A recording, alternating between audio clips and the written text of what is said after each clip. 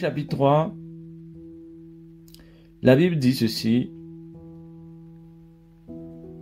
parlant de Jean-Baptiste. Il dit, et il alla, Luc chapitre 3, verset 3. Et il alla dans tout le pays des environs du Jourdain, prêchant le baptême de repentance pour la rémission des péchés.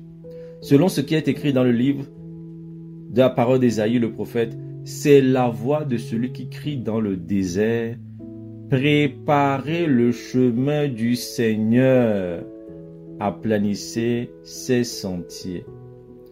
Préparez le chemin du Seigneur, aplanissez ses sentiers. C'est la définition du ministère de Jean-Baptiste. C'est la description de l'appel de Jean-Baptiste. Le ministère de Jean-Baptiste, c'est un ministère qui vient préparer la venue du Messie, la venue de la lumière du monde, la venue de la délivrance du monde, la venue de la grâce de Dieu. C'est le ministère de Jean-Baptiste qui a préparé le monde à cela, qui a préparé Israël à cela. Et donc ça veut dire que dans le plan de délivrance de Dieu, dans le plan de salut de Dieu, il faut qu'il y ait quelque chose qui doit précéder la grâce. Et ça, là, cette chose-là qui doit précéder la grâce, c'est le ministère de Jean-Baptiste. C'est le ministère de la repentance. C'est le ministère qui va amener les hommes à se détourner de leurs péchés pour revenir à Dieu. C'est le ministère de Jean-Baptiste. Si tu n'as pas entendu la prédication de Jean-Baptiste, tu ne pourras pas entendre et comprendre la prédication de Jésus. Si tu n'as pas reçu dans ta vie le ministère de Jean-Baptiste, tu ne pourras pas recevoir le vrai ministère de Jésus. Tu vas recevoir un autre ministère de Jésus. Un ministère de crois seulement, tu seras sauvé. Soit crois seulement, tu seras béni. Crois seulement, crois seulement, crois seulement. Avant de croire là, il y a une repentance. S'il n'y a pas la repentance, il n'y a pas de croix seulement. On croit à quoi? Jésus lui-même dit, repentez-vous parce que le royaume de Dieu est proche. Donc nous croyons à ce qu'il dit. Et son message, Jésus ne peut pas rentrer dans son message. On ne peut pas rentrer dans le royaume si on n'est pas passé par la repentance. Et c'est ça qui fait le problème de beaucoup. Beaucoup ne se sont pas repentis et ne savent pas en réalité jusqu'où doivent aller la repentance. Et c'est ce qu'on va voir tout à l'heure en fait. Tout le manque de repentance qu'il peut encore avoir dans nos vies. Et c'est pour ça que en fait, on n'arrive pas à tenir, on n'arrive pas à progresser. Parce que il y a une repentance qui n'a pas été consommée dans notre vie. Il y a une repentance qui n'a pas été expérimentée dans notre vie. Nous sommes sortis d'un certain nombre de choses, mais ce n'est pas tout. La repentance, c'est au-delà des péchés de commission. Nous allons voir aujourd'hui d'autres choses, d'autres types de repentance, d'autres types de péchés qu'il y a dans nos vies et dont nous devons nous repentir. Donc Jean-Baptiste vient et il dit, c'est la voix de celui qui est dans le désert, préparez le chemin du Seigneur, aplanissez ses sentiers. Toute vallée sera comblée. Donc toute vallée, tout ce qui est bas va être comblé, ça va être ramené un peu en hauteur. Et toute montagne et collines seront abaissées. Donc tout ce qui est élevé va être aplani. Donc tout ce qui est orgueil, tout ce qui est hautain, tout ce qui est prétentieux doit baisser. Et tout ce qui est bassesse, dépression doit rehausser un peu. Tout doit... Vous voyez, parce que les hommes ne sont pas pareils. Certains sont tellement orgueilleux, d'autres sont tellement dans la dépression. Mais ni le dépressif, ni l'orgueilleux n'est pas prêt pour recevoir le Seigneur. Il faut que les deux fassent un travail pour préparer le chemin du Seigneur. Et toute chair verra le salut de Dieu. Il n'y a pas de salut de Dieu, donc on a prêt à préparer ce chemin-là. Si le salut tarde à se confirmer dans nos vies, c'est que le chemin n'a pas été préparé. Verset 7. Il disait donc à ceux qui venaient en foule pour être baptisés par lui, race de vipères, qui vous a appris à fuir la colère à venir. Produisez donc des fruits dignes de la repentance et ne vous mettez pas à dire en vous-même, nous avons Abraham pour père. Car je vous déclare que de ses Pierre, Dieu peut susciter des enfants à Abraham. Déjà, la cognée est mise à la racine des arbres. Tout arbre donc qui ne produit pas de bons fruits sera coupé et jeté au feu. Voilà le message de Jean-Baptiste. Si tu t'es repenti, cela va se confirmer, cela va être approuvé par ta manière de vivre. D'accord? Ta manière de vivre. Et donc, quand on parle de repentance, le plus souvent, tout de suite, ce à quoi nous voyons, nous pensons en fait, c'est des actions de péché. C'est des actes de péché. L'adultère, le mensonge, le vol. C'est à ces choses-là que nous pensons. Et du coup, lorsque certaines personnes viennent à Jésus, et qu'ils ont arrêté l'adultère, la fornication, les boîtes de nuit, ils ont arrêté, et même d'autres n'arrêtent même pas ça. Ils continuent à écouter les chants du monde et ils pensent qu'ils sont convertis en fait. Ils continuent. Ils n'ont même pas arrêté ça, même pour eux, il n'y a aucun souci. Ils se disent, nous sommes fils d'Abraham. Voilà. C'est comme Jean-Baptiste dit ici. Tu es fils d'Abraham. Tu sais ce que c'est qu'un fils d'Abraham? Il dit même deuxième Pierre, Dieu peut susciter des enfants d'Abraham, en fait. Ce que tu as à faire, en fait, c'est de porter des fruits dits de la repentance. Nous ne savons pas ce que c'est que la repentance, en fait. Nous ne comprenons pas ce que c'est que la repentance. Et nous disons servir Dieu, mais on ne comprend pas ce que c'est que la repentance. Et donc, lorsque certaines personnes, pour revenir à ce que je disais, sortent de ces choses apparentes, vous voyez, ils sortent du concubinage. Il y en a même qui ne sortent pas de ça, mais pour eux, il n'y a pas de souci, ils sont toujours dans le Seigneur. Ils sortent du concubinage, ils sortent d'instinct de choses apparentes. Alors, on se dit que, mais Seigneur, j'ai quitté le monde, mais Seigneur, mais pourquoi tu ne fais pas ceci, mais Seigneur? On pense qu'on a fait ce qu'il y a à faire, en fait. Mais pourquoi Dieu ne répond pas? Pourquoi ma vie ne change pas? Pourquoi Dieu a promis ça, mais je ne vois pas? Pourquoi je ne vois pas l'onction? Pourquoi je ne vois pas ceci? Pourquoi je ne vois pas la grâce? Pourquoi je ne vois pas ceci, cela? Il y a des choses que nous devons bien distinguer au niveau du péché. Et on va d'abord regarder ce que Jean-Baptiste va répondre à ces gens-là. Jean-Baptiste va répondre. Il y a 3 types de personnes qui sont venues poser la question à Jean-Baptiste. Que devons-nous faire? Tu nous prêches la repentance. Tu nous demandes de porter des fruits dignes de la repentance. Que devons-nous faire donc? Jean-Baptiste va répondre au premier groupe de personnes. Le premier groupe de personnes, c'était la foule. Il leur répondit que celui qui a 2 tuniques partage avec celui qui n'en a point. Et que celui qui a de quoi manger agisse de même.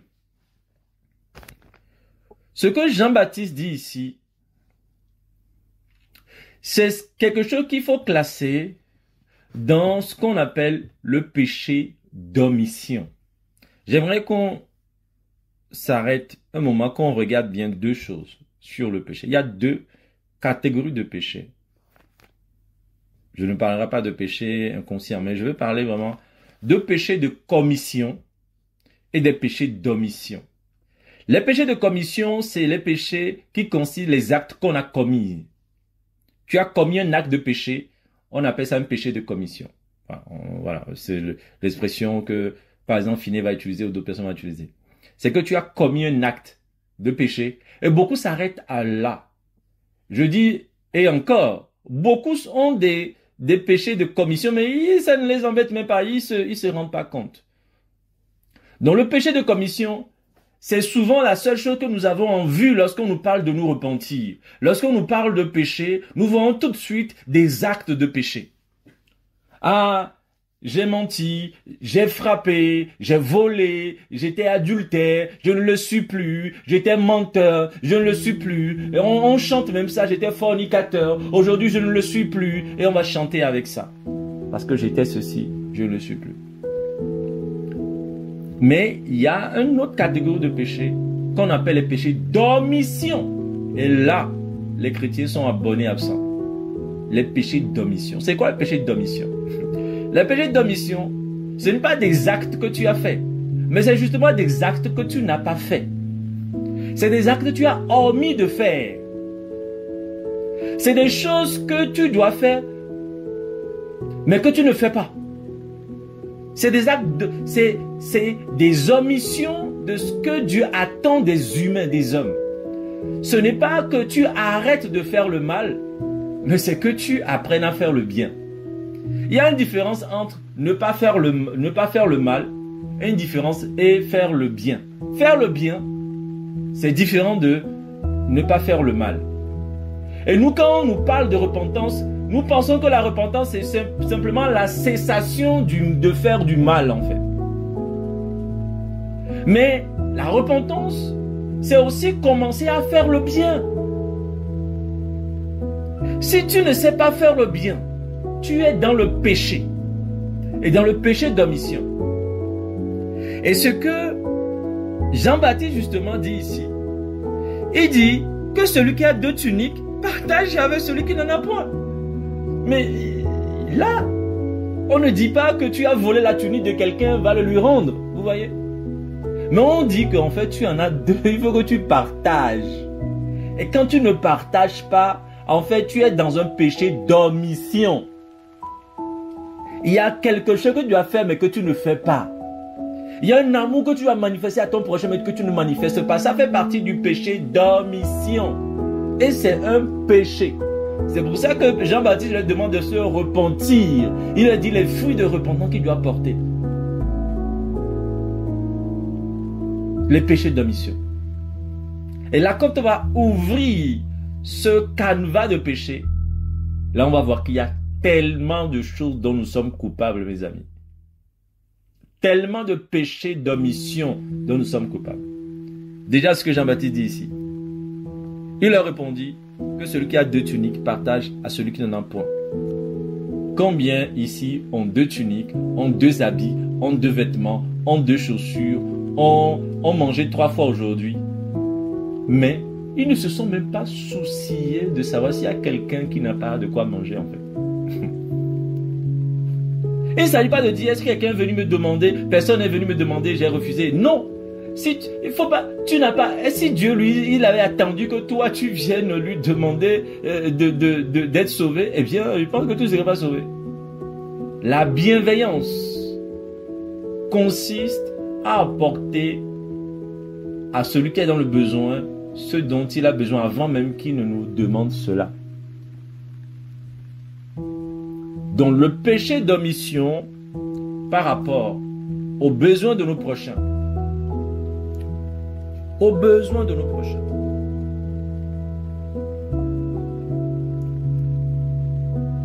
Si tu ne cultives pas cette habitude-là de penser aux autres dans ce que tu as, dans ce que tu disposes, tu es lié dans un grand péché, tu es bien lié dans le péché d'omission en fait. Il lui parle du vêtement, il lui parle du manger, du manger. Toi tu as mangé, combien de fois tu as mangé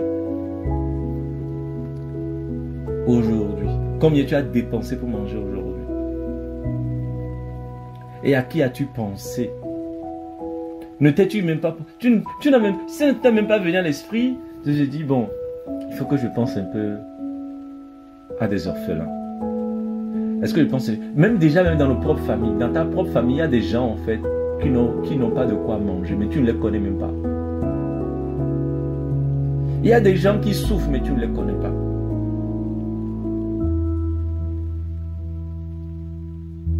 Il y a des gens dans ta famille, la rentrée arrive, ils ne savent pas s'ils peuvent mettre leur enfant à l'école, tu ne sais pas. Pas parce que les gens ne te parlent pas de leurs besoins, mais parce que ton cœur n'est pas disposé à le savoir. Vous savez, si votre cœur est disposé, c'est des choses que Dieu lui a envie de dire à des gens.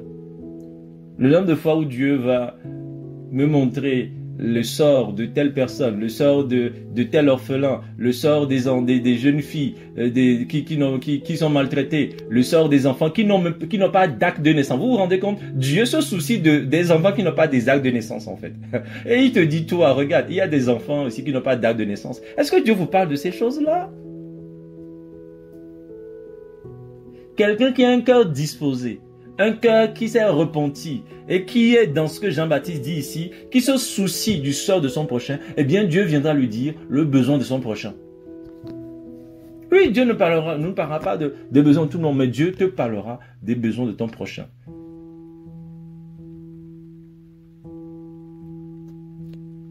Et pas ton prochain. Alors là, je parle de Dieu partage besoin de ton prochain. Mais quand je dis ça, vous voyez, quelqu'un peut se dire, oui, mais tu dis ça, mais que tu ne vois pas le besoin que moi j'ai parce que tu ne réponds pas à mes besoins, je passe par telle chose, tu ne le sais pas. Justement parce que tu t'attends aux hommes, c'est pour ça que Dieu ne m'en parle pas. Pour que Dieu montre le sort des misérables à ses serviteurs, c'est parce que les misérables n'ont personne. C'est parce qu'ils n'ont personne, ils ne comptent sur personne, il n'y a personne pour eux en fait. Mais les chrétiens qui sont là, et ils veulent qu'on regarde leurs besoins, on regarde leurs besoins, on regarde leurs besoins, on regarde leurs besoins. C'est ces gens de personnes-là, ils ne sont pas disposés, ils ne sont pas encore repentis suffisamment pour que Dieu puisse répondre à leurs besoins. Pourquoi? Regardez ici. Avant que celui qui a 2 tuniques partage une tunique à son frère, passant ton vêtement à son frère, il s'est passé quoi dans sa tête? Parce que cette personne a compris que lui, il avait suffisamment et qu'il y a des gens qui ont moins que lui en fait. Est-ce que vous voyez? C'est parce que Dieu m'a réveillé, j'ai pris conscience que non mais, attendez, il y a des gens qui souffrent plus que moi en fait. Il y a des gens qui n'ont même pas de quoi se vêtir, moi j'en ai 2. Il y a des gens qui n'ont même pas où dormir, moi j'ai où dormir. Il y a des gens qui n'ont pas mangé une seule fois ce jour. Moi, j'ai mangé 3 fois. Ou même moi, j'ai mangé 2 fois. Et donc, quand j'ai mangé 2 fois, mais j'ai de quoi, du coup, aider celui qui n'a pas mangé 2 fois. Est-ce que vous voyez? Il faut, donc, celui qui s'est repenti, c'est quelqu'un déjà qui ne se sent plus, qui ne se voit plus toujours dans la position de besoin. Il faut qu'on me donne, il faut qu'on me donne, il faut qu'on me donne. Il doit commencer par se dire, il faut que je donne aux autres. Qu'est-ce que j'ai à donner aux autres? Celui qui regarde tout le temps ce que les autres doivent me donner, ce que les autres doivent me donner, ce que les autres doivent me donner, ce que Dieu doit me donner, ce que Dieu m'a donné, cette personne-là en fait ne s'est pas encore vraiment repenti. Quand tu te repens, tu comprends que désormais en fait, tu dois commencer à donner quelque chose aux autres. Qu'est-ce que tu donnes aux autres? C'est là ton péché d'omission. Parce que ce que tu dois donner aux autres, tu ne leur donnes pas. Mais tu veux que toi, Dieu te donne tout le temps. Dieu te donne, Dieu te donne, Dieu te donne. Les hommes te donnent, les serviteurs de Dieu te donnent. Dieu te donne, l'Esprit de Dieu te donne, te donne, te donne, te donne. Mais jamais tu n'as disposé ton cœur à apprendre à donner aux autres. C'est ça le réveil. Quand Dieu te réveille, tu as conscience de ce que Dieu t'a donné en fait. Si tu te lamentes dans ta vie, c'est que tu ne t'es pas repenti. Tu n'as pas encore saisi la grâce. Tu es encore trop focalisé sur tes besoins. Il faut que tu apprennes à regarder que Dieu t'a béni. Que tu apprennes à regarder ce que tu as et non pas ce que tu n'as pas. C'est comme ça que tu rends action de grâce à Dieu. C'est comme ça que tu bénis Dieu. Quand tu vas commencer par regarder ce que Dieu t'a donné, la bénédiction que Dieu qui a dans ta vie, là tu rends grâce à Dieu. L'action de grâce, c'est la reconnaissance de ce que Dieu a fait pour toi. Si toi tu n'es pas dans l'action de grâce, c'est que tu n'as pas reçu le Seigneur. C'est que tu es ingrat. L'ingratitude vis-à-vis du Seigneur. Celui qui ne donne pas à son prochain, c'est quelqu'un qui est ingrat vis-à-vis du Seigneur parce qu'il considère que Dieu ne m'a pas donné assez pour que je donne à mon prochain. Oh, je n'ai pas assez pour donner à mon prochain. Oh, je n'ai pas assez pour donner à mon prochain. À moi-même, je n'arrive pas. Alors, pourquoi penser à mon prochain? À moi-même, mes enfants. Alors, comment passer à mon prochain?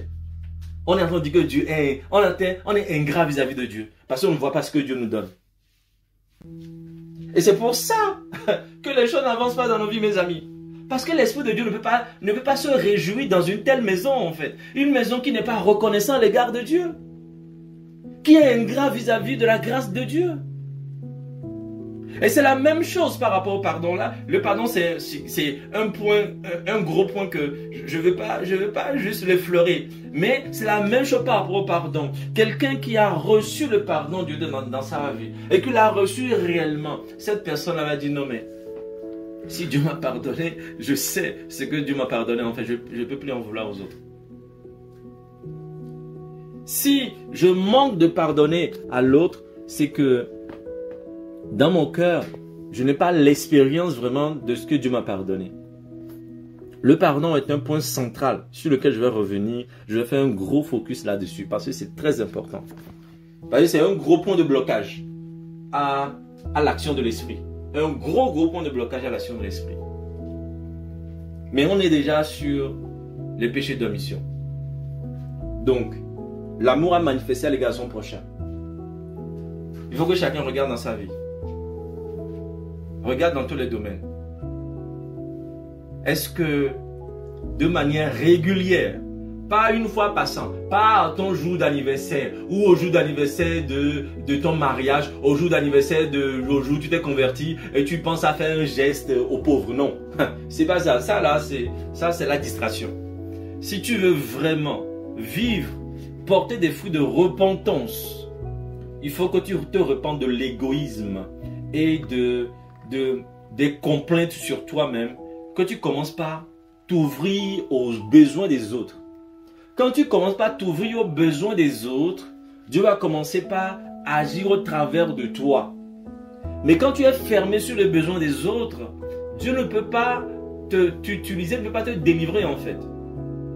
Parce que tu n'es pas dans l'amour. Tu n'es pas dans l'amour. Et c'est ça la définition de l'amour en fait. Tu n'es pas dans l'amour du tout en fait. Tu n'es pas dans l'amour. Comment veux-tu en fait que tu sois béni si tu n'es pas dans l'amour? Et donc, chacun doit travailler sur défricher son sang par rapport à ça. Que chacun regarde sa vie. Car tu as donné aux autres que tu ne leur donnes pas. Si tu continues à ne pas leur donner, c'est que tu continues à rester dans le péché. Tu as quelque chose à donner. Cherche ce que tu as donné. Si tu n'as pas un bien matériel, eh bien, comme les apôtres ont dit, nous n'avons ni or ni argent, mais ce que nous avons, nous te le donnons. Au nom de Jésus, lève-toi et marche. Tu as une prière à donner aux orphelins, aux veuves, aux démunis. Tu as une prière. Tu as un temps de jeûne à leur donner. Qu'as-tu à leur donner? Tu as quelque chose. Si tu es en Jésus, tu as forcément quelque chose. Que chacun cherche ce qu'il a donné. Le péché d'omission. Par rapport à l'amour du prochain. Maintenant, vous allez regarder le péché. Je vais parler du péché d'omission par rapport à Dieu lui-même. Les choses que nous devons à Dieu, que nous omettons de faire. Et pour ça, je vais prendre Apocalypse. Le livre d'Apocalypse.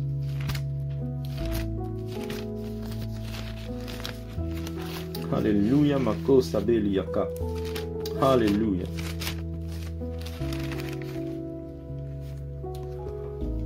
On va prendre le livre d'Apocalypse.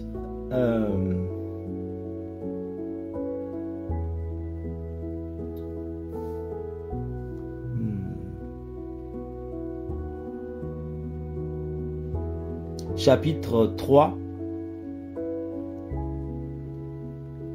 au verset 15. Apocalypse chapitre 3 verset 15. La Bible dit ceci: je connais tes œuvres. Je sais que tu n'es ni froid ni bouillant. Puisque tu es tiède et que tu n'es ni froid ni bouillant, je te vomirai de ma bouche. Donc Dieu est en train de dire ici que parce que le chrétien, ou parce que toi, tu n'es ni froid, ni bouillant, parce que tu es tiède, il te vomira de sa bouche. Qu'est-ce que ça signifie? Ça signifie que celui qui est en Jésus et qui n'est pas bouillant, c'est quelqu'un qui commet un péché. C'est pour ça qu'il dit te vomir de ma bouche. Hein? Si ce n'est pas un péché, il va te vomir en fait sa bouche. Ne pas être passionné de Jésus, c'est un péché. C'est un péché d'omission. C'est-à-dire que comment le grand Dieu, comment le Dieu vivant, toi le Dieu vivant, tu n'es pas passionné. Il ne te passionne pas, il ne te captive pas, il ne te... C'est-à-dire que pour toi c'est un truc parmi d'autres pour toi, Jésus dans ta vie. Il dit mais c'est terrible ce qu'il dit ici en fait. Il dit parce que tu n'es pas chaud en fait. Il dit, les tièdes là, je ne garde pas les tièdes. La tiédeur est un péché d'omission. La tiédeur est un péché d'omission. Parce que le mot péché, déjà, il faut savoir. Péché veut dire manquer la cible. D'accord? C'est que Dieu t'a créé pour une cible donnée. Dieu t'a créé pour que tu l'aimes. Que tu sois passionné de lui. Que ta vie tourne autour de lui. Que ta vie lui donne gloire. Et du moment où tu ne donnes pas gloire à Dieu dans ta vie, tu es dans le péché d'omission. C'est-à-dire que tu ne donnes pas à Dieu ce qui lui revient. Et dit, si vous êtes tiède, je vous vomis. Parce que vous n'êtes pas dans ma cible. Je ne vous ai pas créé pour que vous soyez tiède. Pourquoi vous me mélangez? Quand on dit tiède, c'est qu'il y a un mélange entre le froid et le chaud. Je ne suis pas dans vos... Pourquoi vous me mélangez avec le monde? Pourquoi vous me mélangez avec vos habitudes? Vous me mélangez avec vos activités? Vous me mélangez avec vos autres passions, vos autres hobbies? Je suis un hobby parmi tant d'autres? Non, je ne suis pas là pour que vous me mélangez. Je ne suis pas dans le mélange en fait. C'est que là, Jésus refuse le mélange. Le mélange de désir. Quelle est ta passion? Qu'est-ce qui te passionne? Les femmes, le sexe, les enfants, le plaisir, les voyages, la culture. La culture du monde te passionne, alors que tu n'arrives pas à lire la Bible, mais tu passes du temps à lire des choses du monde, la culture du monde. Tu te cultives pour le monde, mais te cultiver pour le royaume, ça ne t'intéresse pas, c'est la dépassion. Tout ce qui n'est pas passion, c'est un péché. Il faut qu'aujourd'hui qu'on le comprenne que la dépassion, le manque de passion pour Dieu fait partie des choses que Dieu vomit.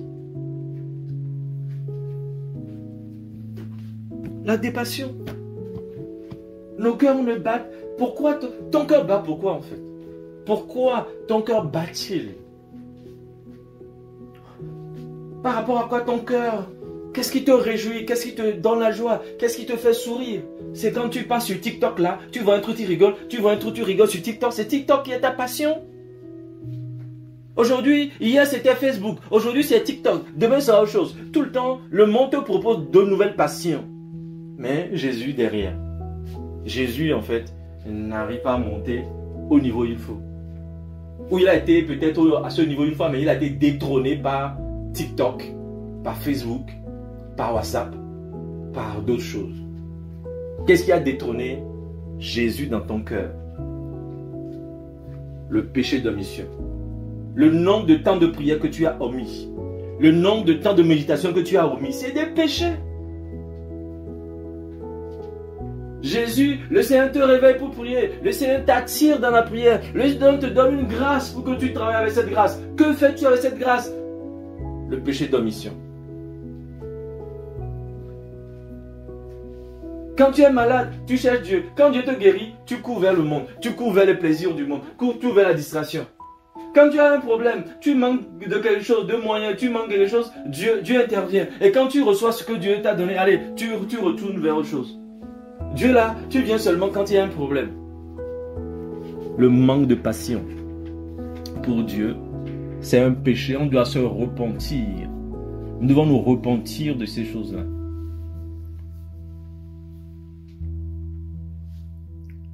La négligence, nous avons négligé ces choses-là. La négligence, c'est un péché. Le péché de négligence, mes amis. Le péché de négligence. La négligence dans la vie de beaucoup de chrétiens. Le péché de négligence. Le péché d'insouciance. L'insouciance. Par rapport au don que Dieu t'a donné. Par rapport au don que Dieu t'a donné. Par rapport aux bénédictions que Dieu t'a donné. Ce que je vous dis là, ça c'est quelque chose que j'ai appris par révélation. Je vous dis, c'est terrible. J'ai compris qu'il y a un démon même derrière. L'insouciance par rapport au don que Dieu te donne, c'est démoniaque.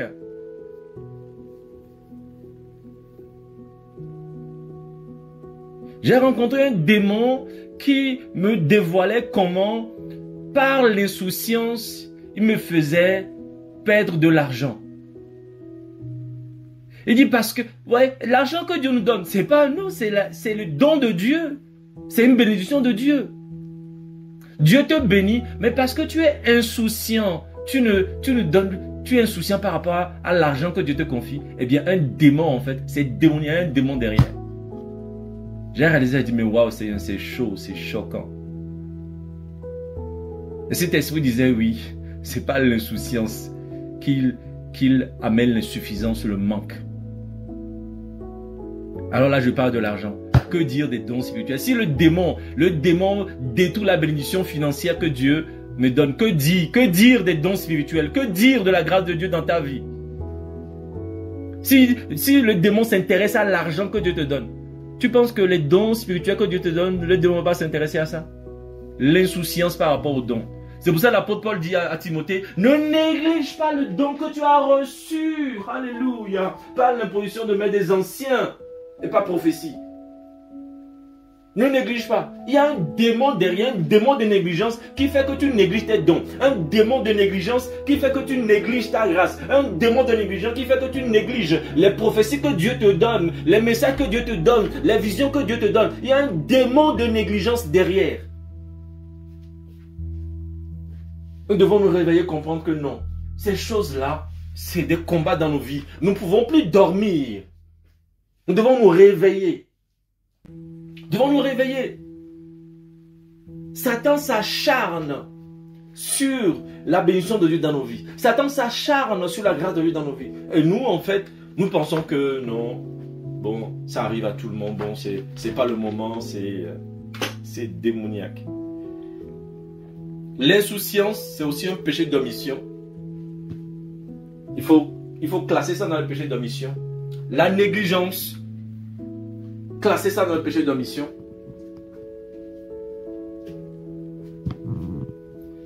La tiédeur. De toute manière, la négligence et l'insouciance, c'est ça qui amène la tiédeur. Hein? Parce qu'on est négligent, parce qu'on est insouciant. On ne prend pas au sérieux notre vie de prière. On ne prend pas au sérieux notre vie de méditation. On pense qu'il y a d'autres choses qui est plus important que ça. Alors on va caricaturer.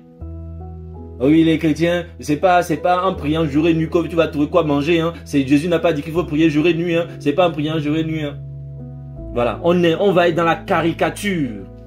Sans comprendre qu'on est en train de jouer à des jeux de démons. Depuis quand la Bible a dit qu'il faut prier jour et nuit pour pouvoir avancer. Il faut éviter la caricature. C'est pas parce qu'il y a certaines personnes qui exercent mal la grâce de Dieu, qui comprennent mal les Écritures, qu'il faut caricaturer, qu'il faut rejeter les Écritures. Quelle négligence y a-t-il dans ta vie? Je veux que chacun réalise la négligence, que chacun... Là, on va prendre un temps. On va prendre un temps où chacun va se poser. Ces choses-là qu'on a citées. L'amour à l'égard de son prochain. Le manque d'amour à l'égard de son prochain. Quand Dieu manque d'amour, le manque d'action concrète, d'action de soutien, d'action d'aumône à l'égard de son prochain. Dans la loi de Moïse, en fait, l'aumône faisait partie de la justice qu'il faut pratiquer. L'aumône, le jeûne et la prière, ces trois choses-là qui sont citées dans Matthieu chapitre 6, faisaient partie de la justice de Dieu. Quand on dit que quelqu'un pratique la justice de Dieu, cette personne-là, il y a deux aspects de la justice de Dieu, la justice morale et la justice de piété. La justice de piété, il y a l'aumône, le jeûne et la prière. Nous jeûnons, nous prions, mais est-ce que nous faisons l'aumône? L'aumône, c'est venir en aide aux misérables, aux malheureux. Donc ces choses-là font partie de la justice de Dieu. Et le nombre de fois que Dieu revient sur ça dans les Écritures, à chaque fois qu'il y a un réveil, Dieu va parler d'aimer, de prendre soin des veuves, des orphelins, de prendre soin des pauvres. À chaque fois qu'il y a un réveil. Et pourquoi nous disons réveiller, il n'y a pas ça dans nos vies? On entend une prédication, on dit waouh, merci pour le réveil. Waouh, le réveil. Quel réveil? Vous parlez de quel réveil en fait? Si vous ne le faites pas, vous n'êtes pas réveillé du tout. Hein. Vous êtes endormi. Endormi, bien comme il faut. Endormi. Si tu n'as pas l'âme, tu ne manifestes pas l'amour pour ton prochain dans ta vie chrétienne, tu es endormi. De la même manière que le Seigneur dit que si quelqu'un est son frère, il est encore dans les ténèbres. Vous voyez, les paroles du Seigneur sont très dures. Hein. Si quelqu'un est son frère, il est encore dans les ténèbres. Et si aussi quelqu'un ne manifeste pas, ne partage pas sa nourriture et son vêtement avec son frère, cette personne-là aussi n'est pas réveillée. Parce que ça, là, c'est les signes du réveil. S'il n'y a pas ça dans ta vie, fais ce que tu veux, c'est pas l'onction que tu veux avoir, il n'y a rien. Ce n'est pas le réveil. L'onction là, ce n'est pas le réveil. Tu n'es pas réveillé encore. Nous sommes réveillés lorsque nous faisons des choses que ceux qui dorment ne font pas. Ceux qui dorment en fait ne font pas ça. C'est ceux qui sont réveillés qui le font. Donc, devons nous examiner par rapport à ça. Parce que le partage de notre pain, le partage de notre vêtement, le partage de nos biens avec les plus démunis, nous devons nous réveiller par rapport à la négligence et à l'insouciance. Négligence, insouciance qui sont derrière la tiédeur. Négligence, insouciance. Négligence par rapport à l'appel de Dieu dans ta vie. Négligence par rapport au don de Dieu dans ta vie. Négligence par rapport à la conscience que toi-même tu as de ton appel, de ce que Dieu fait dans ta vie. Tu es conscient que tu es chrétien. Toi-même tu dis aux gens que tu es chrétien. Ça veut dire que tu as une conscience de ta chrétienté. Alors pourquoi ne négliges-tu en fait la manière dont tu dois vivre en tant que chrétien? Négligent par rapport à la méditation, à la lecture. Tu ne peux pas dire que tu es chrétien si tu ne cherches pas à connaître la volonté de Dieu. C'est une négligence. Parce que c'est incohérent. Tu dis que tu es chrétien et tu ne t'intéresses même pas à la Bible. Tu ne lis pas la Bible. Comment peux-tu dire que tu es chrétien en fait? Donc c'est de la négligence. C'est de la séduction d'ailleurs. Satan te séduit en disant tu peux être chrétien mais bon tu sais tu n'as pas besoin de méditer la Bible tous les jours. Tu sais, tu es chrétien, bon, c'est pas méditant que tu connaîtras Dieu. Hein. De toute manière, Dieu est amour. Négligence, insouciance amène à la tiédeur. Et Dieu dit qu'il vomit les tiédeurs. Donc nous avons des péchés d'omission à l'égard de nos prochains et des péchés d'omission à l'égard de Dieu lui-même. Pour simplifier la chose comme ça, pour qu'on ait un schéma de la chose par rapport au péché d'omission. Péché d'omission à l'égard du prochain, péché d'omission à l'égard de Dieu. Voilà comme ça, voilà comment je simplifierai la chose. D'accord? Péché d'omission à l'égard du prochain, péché d'omission à l'égard de Dieu lui-même. Et que chacun travaille sur ces aspects-là. Si nous ne nous repentons pas par rapport à ces péchés d'omission, eh bien, nous allons tourner en rond. Et d'ailleurs, nous allons encore retomber dans les péchés de commission que nous avons laissé tomber hier. Nous laissons, parce que quand tu fais du surplace, en fait, tu vas retomber dans les actes de péché, dans les péchés de commission. Donc, sachons-le, que la repentance, ce n'est pas le fait que, oui, nous sommes sortis de ceci, nous sommes sortis de cela, nous sommes sortis de cela, mais on est rentré dans quoi quand on est sorti des autres choses-là? Tu es sorti de ça, mais tu es rentré dans quoi? Tu es sorti de ça pour rester sur place? Tu es dans le péché d'omission. Donc j'aimerais que ce soir on prenne conscience de ce qu'on appelle le péché d'omission et qu'on commence par corriger cela dans nos vies. Que chacun commence par corriger cela. Puisque Jean-Baptiste dit, repentez-vous par rapport à ça. Repentez-vous. Et Jésus aussi dans l'Apocalypse, il va demander à ce que le peuple se repente.